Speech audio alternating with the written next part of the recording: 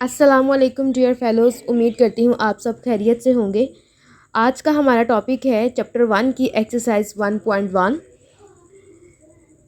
Question number 1 है find the order of the following matrices. हमें कुछ डिफरेंट मैट्रिसेस दिए गए हैं जिनका हमने ऑर्डर फाइंड करना है। ऑर्डर फाइंड करने से पहले थोड़ा सा ब्रीफ हम ये ले लेते हैं कि ऑर्डर क्या होता है। ऑर्डर की डेफिनेशन है the number of rows and columns of are matrices specify its order. Number of rows से मुराद है कि रोज़ कितनी तादाद में मौजूद है, एंड कॉलम्स के एक मैट्रिक्स के अंदर कितने रोज़ और कितने कॉलम मौजूद हैं, वो उसके मैट्रिक्स के ऑर्डर को स्पेसिफाई करते हैं। फॉर एग्जांपल हमारा जो पहले क्वेश्चन का पहला पार्ट है ए मैट्रिक्स, इसके अंदर हमारे पास दो रोज़ मौजूद है। पहली रो है R1 एंड सेकेंड रो है R2। इसी तरह हमारे पास दो कॉलम मौजूद हैं, पहला कॉलम है C1 और दूसरा कॉलम है C2। तो मैट्रिक्स के मेरे पास दो रोज़ हैं। क्वेश्चन किस तरह लिखते हैं, सबसे पहले हम इसकी रोज़ लिखते हैं कि अंदर कितनी रोज़ के अंदर मौजूद हैं। तो नंबर ऑफ़ रोज़ इक्वल 2। इसी तरह नंबर ऑफ़ कॉलम्स इक्वल 2, क्योंकि दो कॉलम्स इसके अंदर मौजूद है। नाउ अब हम इसका ऑर्डर का स्टेप लिखते हैं कि order of a matrix equal number of rows by number of columns. ठीक है, नंबर ऑफ़ रोज़ मतलब कि रोज़ की कितनी तादाद है, तो रोज़ हमारे पास कितनी है 2, और बाय नंबर ऑफ़ कॉलम्स कितने हैं 2। तो ये हमारे पास है मैट्रिक्स ए का ऑर्डर। क्वेश्चन नंबर बी है हमारे पास, जिसके अंदर नंबर ऑफ़ रोज़ ए की तरह मेरे पास दो रोज़ मौजूद हैं R1 and R2। Number of rows is equals to 2। Similarly मेरे पास दो कॉलम्स हैं, तो number of columns is equals to 2। Order of B equal number of rows by number of columns. Number of rows 2 by number of columns 2। This is the answer of the order of B.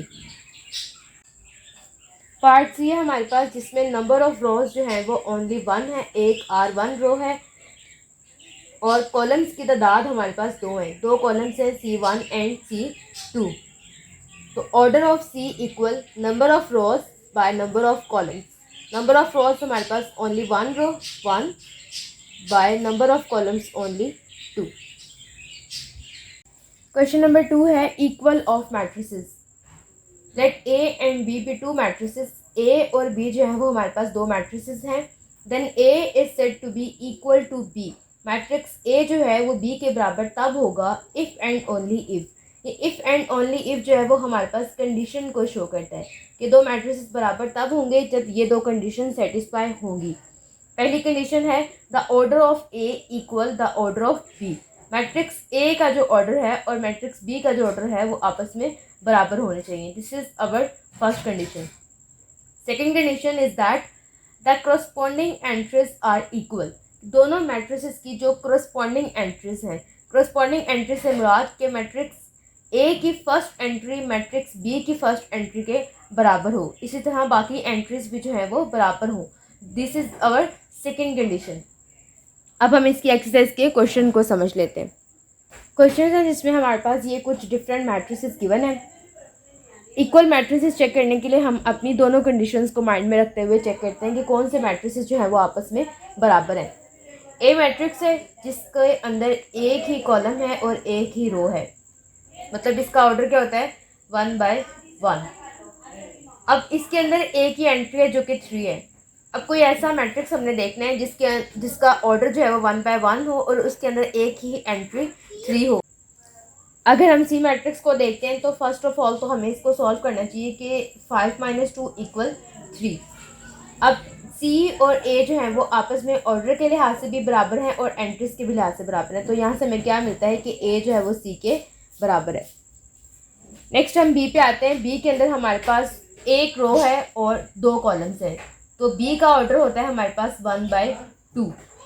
अब हमने ऐसा matrix देखना है जो B के साथ जो है ना वो सिमिलर हो। अगर हम मैट्रिक्स डी को देखते हैं तो डी का ऑर्डर भी है 1/2, लेकिन डी की जो करस्पॉन्डिंग एंट्रीज हैं वो बी की एंट्रीज के बराबर नहीं है, इसलिए बी जो है वो डी के बराबर नहीं होगा। अगर आई मैट्रिक्स को देखा जाए तो आई मैट्रिक्स का जो ऑर्डर है वो 1/2 है और आई और बी मैट्रिक्स की जो एंट्रीज हैं वो भी आपस में बराबर हैं। करस्पॉन्डिंग एंट्रीज से मुराद कि इसकी फर्स्ट एंट्री 3, मैट्रिक्स बी की फर्स्ट एंट्री 3, मैट्रिक्स आई की फर्स्ट एंट्री 3, दोनों आपस में बराबर हैं। इसी तरह मैट्रिक्स बी की सेकेंड एंट्री और मैट्रिक्स आई की सेकेंड एंट्री ये भी आपस में बराबर है। इससे हमें क्या पता चलता है कि मैट्रिक्स बी और आई जो हैं वो ऑर्डर के लिहाज से और एंट्रीज के लिहाज से आपस में सेम है। तो हम यहाँ से कह सकते हैं कि बी इक्वल आई। नेक्स्ट हम आते हैं मैट्रिक्स ई के ऊपर।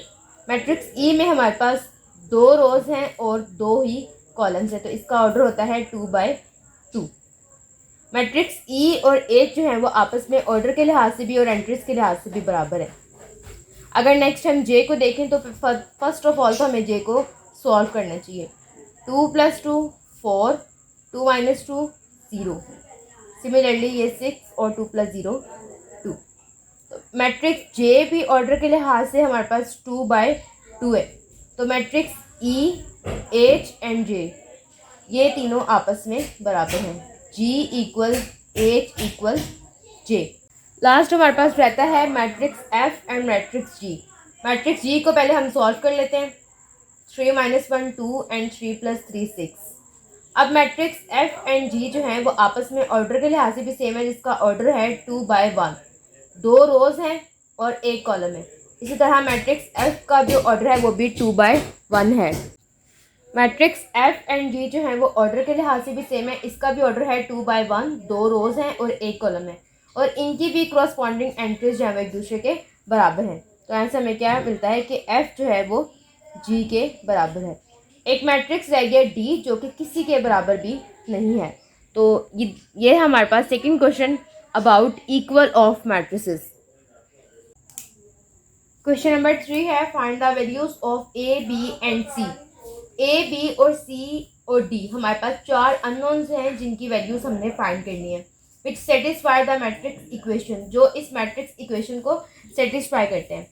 अभी हमने क्वेश्चन नंबर 2 के अंदर सीखा कि 2 मैट्रिसेस तब आपस में बराबर होते हैं जब उनकी क्रॉसपॉन्डिंग एंट्रीज भी बराबर होती हैं। तो हम सॉल्यूशन के अंदर अपनी फर्स्ट लाइन क्या लिख सकते हैं? As both matrices are equal, so their corresponding entries are also equal। जैसे कि हमारे पास दोनों मैट्रिसेस बराबर हैं तो उनकी जो corresponding entries हैं वो भी बराबर होंगी। अपनी इस स्टेटमेंट को यूज़ करते हुए हम इनकी corresponding entries को एक दूसरे के बराबर लिख सकते हैं। पहली इसकी corresponding entry है a + c। a + c equal 0, a + 2b equal -7, c - 1 equal 3 and 4d - 6 equal 2d।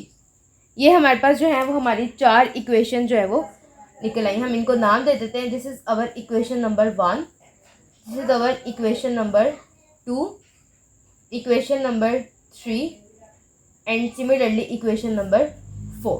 अब हम अपनी इन चारों इक्वेशंस को यूज़ करते हुए अपने 4 अननोन्स की वैल्यू फाइंड कर लेते हैं। फ्रॉम इक्वेशन 3 अगर हम अपनी थर्ड इक्वेशन को यूज़ करें जो कि हमारे पास क्या है, c - 1 इक्वल 3। -1 है, अगर हम इसको दूसरी साइड पर शिफ्ट करते हैं तो ये वहाँ जाके 3 + 1 हो जाता है और यहाँ से हमारे पास इजीली जो है वो c फाइंड हो गया विच इज़ 4। अब हम अपने अगर इस c जो जिसकी वैल्यू हम फाइंड कर चुके हैं इसको देखें तो हम इन इक्वेशंस में से अगर इक्वेशन 1 के अंदर पुट करते हैं तो यहाँ से हम अपने a को फाइंड कर सकते हैं। ये क्या c वाली इक्वेशन को हम 1 के अंदर पुट करते हैं तो अपना a हम फाइंड कर लेते हैं। हम अपना स्टेप लिख लेते हैं, put c in equation 1। a + c equal 0। c की जगह हम वैल्यू पुट कर लेते हैं अपनी 4। a + 4 equal 0। 4 यहाँ प्लस हो रहा है, जब हम इसको इक्वल की इस साइड पे पुट करते हैं तो ये यहाँ के माइनस हो जाएगा। This implies that a equal 0 - 4 and a equal -4। तो इस पॉइंट से हम अपना a भी फाइंड कर चुके हैं। अब हम अपने a की जो वैल्यू है इसको अगर इक्वेशन 2 में हम पुट करते हैं तो हम यहाँ से अपनी b की वैल्यू को फाइंड कर सकते हैं। पुट a यहाँ हम इस टाइम लिख सकते हैं, put value of A in equation 2। तो इक्वेशन 2 पहले हम लिख लेते हैं, a प्लस 2b इक्वल -7। ए के अंदर हम अपनी वैल्यू पुट करते हैं -4 प्लस 2b इक्वल -7। -4 है, यहाँ आके हो जाएगा +4। पीछे हमारे पास लेफ्ट साइड पे जस्ट 2b रह जाएगा। 2b equal -7 plus 4, 2b equal -3 and b equal 2 हमारे पास यहाँ b के साथ हो रहा है मल्टीप्लाई, जब इस साइड पर शिफ्ट होगा तो 3 के साथ हो जाएगा डिवाइड। तो this is the our value of b। Last एक वैल्यू है d की, जिसे हम इक्वेशन नंबर 4 से फाइंड कर सकते हैं। अब हम अपनी इक्वेशन नंबर 4 को यूज़ करते हुए हम d की वैल्यू फाइंड कर सकते हैं। From equation 4d - 6 equal 2d। हम d फाइंड करना चाहते हैं, इसलिए हम जो है d को एक साइड पे ले आएंगे। 4d 2 यहाँ प्लस हो रहा है, यहाँ आके हो जाएगा -2d -6। हम यहाँ से 2d को इस साइड पे ला चुके हैं, तो इस राइट साइड पे हमारे पास कुछ भी नहीं बचेगा, तो हम जस्ट 0 लिख लेंगे। अब हमारे पास 4d - 2d है, हमें सिर्फ d एक साइड पे चाहिए था। अब हम इस 6 को जो है वो दूसरी साइड पे शिफ्ट कर देते हैं, तो 0 + 6। 4d - 2d equal 6, 4d - 2d which is equal 2d equal 6। अब 2 जो है वो दूसरी साइड पर जाके डिवाइड हो जाएगा, और आफ्टर कटिंग हमारे पास जो है वो d की वैल्यू जो है वो 3 आ जाएगी। हम अपने सारे अननोन्स की वैल्यू जो है वो फाइंड कर चुके हैं ऑलरेडी, ठीक है। c की वैल्यू भी हम फाइंड कर चुके हैं, a की भी फाइंड कर चुके हैं, b की भी फाइंड कर चुके हैं, और एट द एंड हम अपनी d की भी वैल्यू फाइंड कर चुके हैं। लास्ट हमारा पॉइंट है, हमने लिखना है इनका सोल्यूशन सेट।